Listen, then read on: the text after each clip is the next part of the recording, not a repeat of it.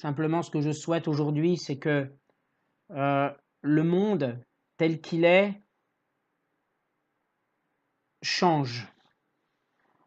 Le monde dans notre pays, le monde de notre pays, j'aimerais qu'il ne soit pas ce qu'il est, parce que réellement, il va vers le mal, parce que on est dans la haine, dans le mépris, dans le rejet, dans l'apostat, de tout ce qui a jusque-là créé réellement, je le pense réellement, créé notre pays jusque, bien sûr, sous l'Ancien Régime, et encore peut-être il y a quelques années, on pouvait penser que il restait encore dans notre beau pays un certain respect pour les choses de l'Église.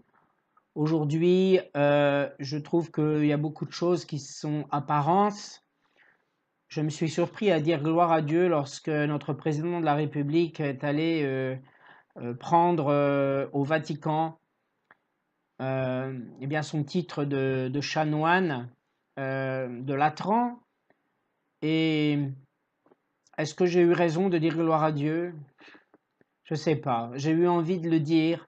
Je pense que s'il est allé chercher ce titre, c'est que si Dieu l'a voulu, je pense que c'est quelque part peut-être un signe que pendant encore un temps du moins, les catholiques en France, alors on va dire les chrétiens en général, pourront vivre leur foi, on va dire, librement. Et c'est le cas. On vit notre foi librement. On s'exprime librement. On va à la messe si on a envie d'y aller. Personne ne nous, je veux dire, ne nous contraint, je veux dire, à penser que Dieu, ça sert à rien, que une manière de penser qui ferait qu'on se détache complètement de Dieu. Même si ça se joue, ça s'est joué jusque-là sur plusieurs centaines d'années, je pense que on a encore cette liberté temporelle, je dirais, de rechercher Dieu, de vouloir, en tant que chrétien, de vouloir travailler notre foi, toujours et encore, pour la gloire de Dieu, parce qu'on aime Dieu. On aime Dieu. On est animé par cette grâce de la foi et on aime Dieu. Et on est libre d'aimer Dieu. On est libre. Dans notre pays, on peut au moins se réjouir que ce ne soit pas l'État islamique qui gouverne. Je prends une comparaison peut-être un peu exagérée, mais c'est ça que je veux dire, c'est que dans notre pays, on peut encore vivre notre foi. On peut réellement. Il faut tout simplement, je pense que les personnes qui nous gouvernent reconnaissent que la France est chrétienne. Tout simplement. Sans se fermer aux autres religions, sans se fermer à une autre religion qu'est l'islam qui est présente dans notre société, sans se fermer à cela, sans cataloguer l'islam comme étant de toute façon une religion de haine qui n'a rien à faire chez nous, etc. C'est pas ce qu'on devrait faire. Ce qu'on devrait faire, c'est simplement reconnaître dans notre constitution que la France, le pays, la France, s'est construit non pas depuis 1789, parce que 1789, c'est bien un chiffre qui laisse à penser que c'est 1789 après Jésus-Christ, donc avant cela, il y a eu quelque chose. Et si notre pays est ce qu'il est aujourd'hui, c'est bien que il s'est construit avec la chrétienté. Il s'est construit avec la chrétienté. On peut parler, si on veut, de la réforme de l'Église, mais enfin de la réforme, je veux dire, de l'arrivée du protestantisme dans l'histoire. On peut en parler si on veut, mais peu importe. Le catholicisme, c'est réellement fondé sur les apôtres, c'est réellement fondé sur l'Église chrétienne naissante. Et comment peut-on rejeter, comment peut-on instaurer dans les esprits une sorte de religion qui placerait l'homme au-dessus de Dieu et même qui exclurait complètement Dieu, qui ferait de l'homme de tout homme un apostat, de tout homme un athée. Comment est-ce qu'on peut imaginer que cela soit possible? Je l'ai déjà dit dans mon parcours de foi l'année dernière, j'ai toujours eu la conviction, sans que personne ne me l'ait dit, même mes parents, j'ai toujours eu la conviction que Dieu existait, même si j'ai mis beaucoup d'années à lui mettre un nom. J'ai toujours eu la conviction que Dieu existait. Et Dieu, je ne peux que lui rendre gloire, merci Seigneur, parce que il m'a donné la grâce de la foi à un moment où je me suis tourné vers lui, je me suis ouvert et où tout simplement, plus ou moins, je lui ai demandé de venir dans ma vie, pour gouverner ma vie, pour être le gouvernail de ma vie. Parce qu'il me connaît, et moi, j'ai du mal à me connaître. Et je pense que je ne suis pas le seul dans cette situation-là. Il y a d'autres personnes qui ont rencontré le Seigneur, qui sont même beaucoup plus éveillées spirituellement que moi.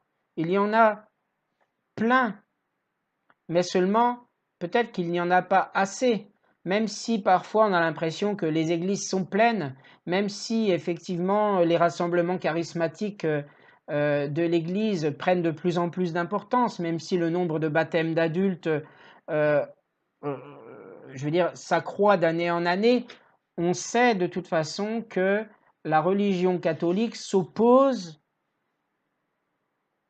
à la logique du régime politique en place et à la logique des politiques en place. Et ça, c'est triste, parce qu'elle pourrait, pour le moins, même en étant détachée un tant soit peu, même en effectivement en rejetant l'Église des institutions, elle pourrait pour le moins se fonder sur le bien, l'amour entre les hommes que Dieu veut. Mais au lieu de cela, on se fie à des principes humanistes athées qui éloignent l'homme de Dieu et qui font de l'homme une marionnette, qui font de l'homme, malgré lui d'ailleurs, qui font de l'homme quelqu'un qui ne sait plus penser par lui-même. Et ça, c'est triste, c'est destructeur réellement pour l'homme. Quand je dis l'homme, c'est en général, l'homme et la femme. C'est destructeur. Et il faut guetter un petit peu du coin de l'œil. Dans notre esprit, il faut guetter le moindre signe qui nous permettrait de sentir un doute quand on n'est pas croyant, de sentir un doute qui nous mettrait la puce à l'oreille. Je dirais, mais et si finalement j'avais tort d'être incroyant, si finalement quelque chose de mieux était ailleurs, invisible, si finalement, comme une conviction en fait que naissante, que finalement, eh bien, la vérité n'est pas dans ce que je vois, dans ce que j'entends de la part d'hommes, mais simplement, tout simplement, est-ce que la vérité ne viendrait pas de Dieu? Est-ce que la vérité ne serait pas en Dieu? Est-ce que la vérité qui est dans la Bible écrite elle-même par des hommes, mais sous l'influence de l'esprit par les hommes, est-ce que cette vérité révélée finalement ne serait pas la seule et unique vérité dont l'homme a besoin? Est-ce que je pense qu'on peut vraiment se poser toutes ces questions pour pouvoir, quand on n'est pas croyant, je veux dire bien sûr, pour pouvoir avancer. Même l'humanisme devrait même être tendre lorsqu'il est réellement, on va dire, fondé sur effectivement une envie sincère de bien, etc., devrait vraiment amener aussi au questionnement de l'existence de Dieu. Certains disent de toute façon Dieu n'existe pas parce que, d'autres disent Dieu existe parce que. Moi je dis simplement Dieu existe parce que je le sais, parce que j'ai la foi, parce que j'ai reçu cette grâce, parce que je reçois des grâces, parce que pour moi Dieu fait et a fait aussi des miracles dans ma vie, mais réellement, hein, réellement, il a fait des miracles dans ma tête, il a fait des miracles dans mon corps, il a fait des miracles en général dans ma vie. Sans lui, je suis persuadé que je n'aurais pas vécu ces choses que j'ai vécues.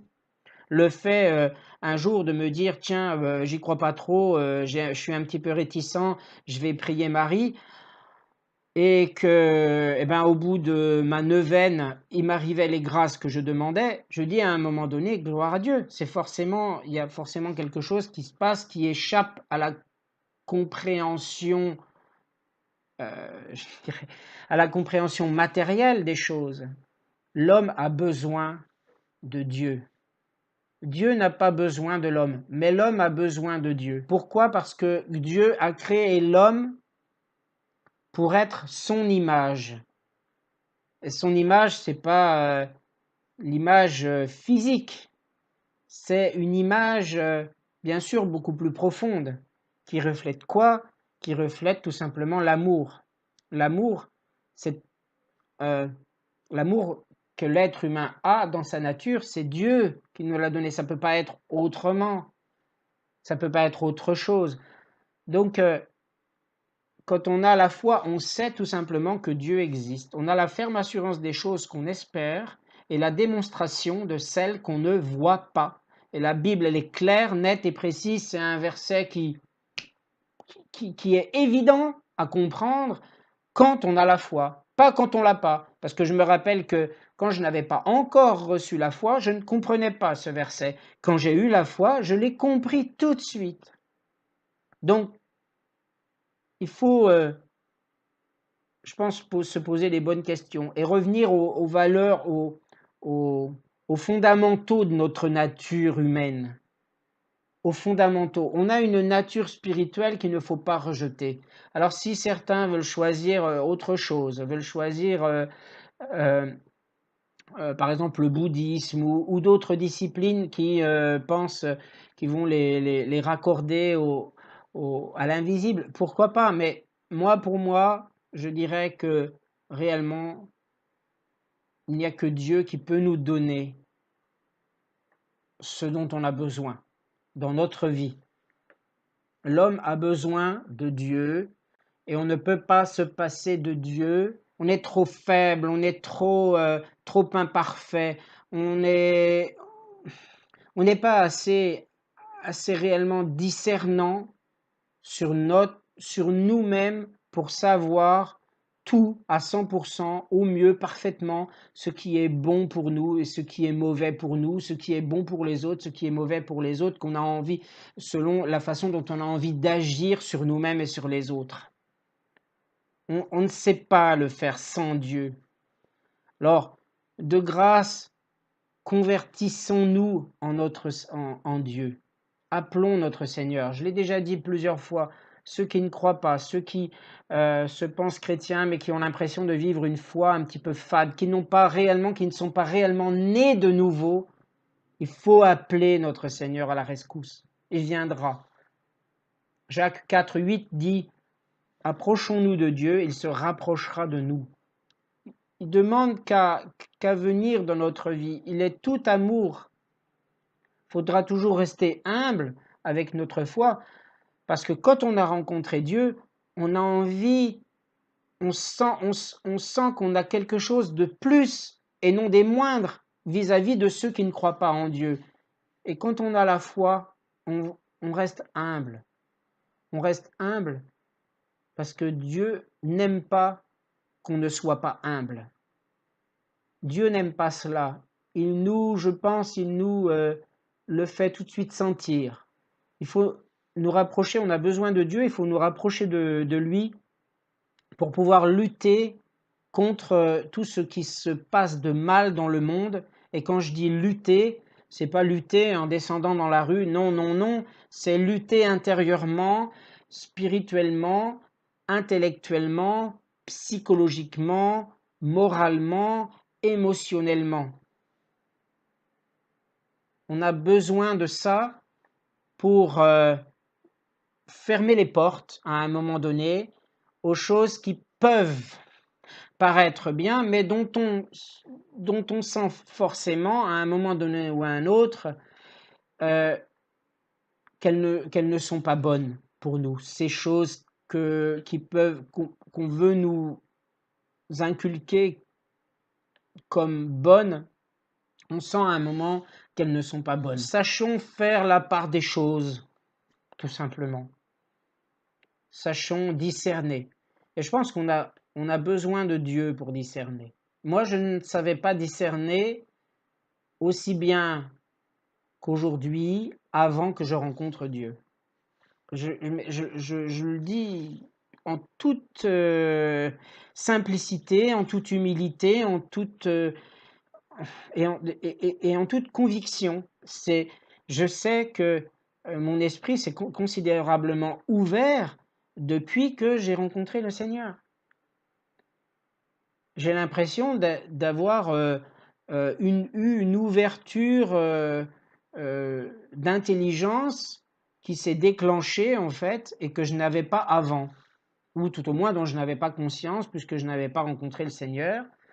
Et donc cette intelligence qui est à ma portée me rend bien des services, mais j'aimerais, parce que je la pense assez petite par rapport à certaines autres personnes, je reviens sur Virginie, comme elle qui est très très cultivée, qui a lu des livres qui ne sont pas forcément chrétiens. Moi, je suis plus dans je veux dire, le développement de la connaissance de la parole, par exemple, qu'autre chose. Et je pense que tout ça, c'est un tout. Tout ça, c'est un tout. Mais à la base, on a besoin de Dieu. On a besoin de le rencontrer et on a besoin d'entretenir avec lui une relation de proximité qui nous permet de vivre normalement dans le monde. Attention, dans le monde. On est bien dans le monde. Nous ne sommes pas du monde. Nous sommes dans le monde. Nous sommes ouverts au monde, mais c'est par Dieu que nous vivons notre vie dans le monde. Alors attention, sachons faire nos choix. Tournons-nous vers le Seigneur. Tournons-nous vers Dieu. Cherchons l'amour, cherchons le bien, même si nous ne sommes pas parfaits, même si à un moment nous pouvons nous mettre très en colère parce que des choses nous révoltent, même si à un moment notre bouche peut dire des mots désobligeants sur certaines personnes, et à chaque fois il faut juste se dire que nous sommes des êtres faibles qui pêchent parfois, et pour cela, réellement, il faut nous rapprocher pour que justement ces choses-là, ces mauvaises choses qui nous animent, partent progressivement de notre vie. Il faut réellement se rapprocher de Dieu, lui demander pardon quand nous péchons, parce que bien sûr, c'est pas en rencontrant le Seigneur, en étant né de nouveau, que on va être saint, mais ça se saurait. Mais simplement, rencontrons le Seigneur pour vivre au plus près de sa parole, dans l'amour, toujours, pour que notre vie soit plus facile, en quelque sorte. Voilà. J'en arrêterai là, je vous remercie de m'avoir écouté.